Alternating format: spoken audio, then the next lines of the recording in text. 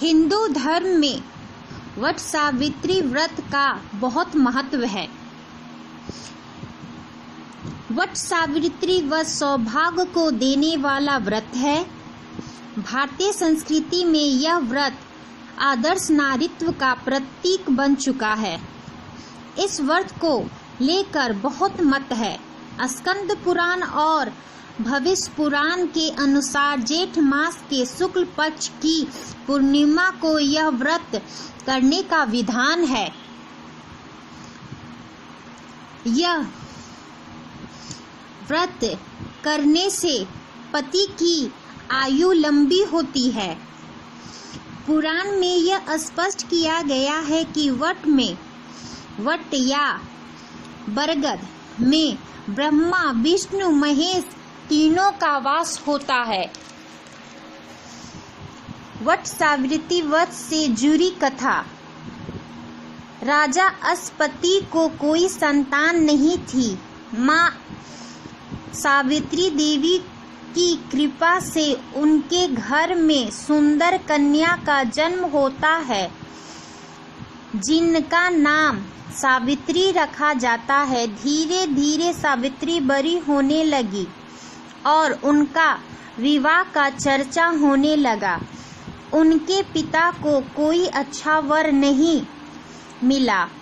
उनके लिए वह बोले, पुत्री, तुम यह कार्य करो, तुम स्वयं ढूंढो।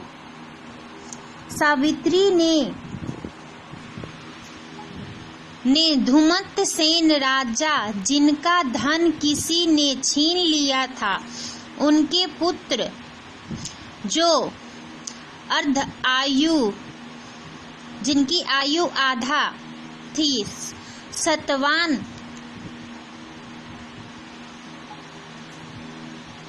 को पसंद कर ली। फिर उससे उनका विवाह हो गया और जब सतवान की मृत्यु नजदीक आई थी तो सावित्री ने कठोर तपस्या की और अपने पति के प्राण यमराज से मांग लेती है। सावित्री व्रत की पूजा विधि। इस दिन औरतें गंगा जल से घर को साफ करती है।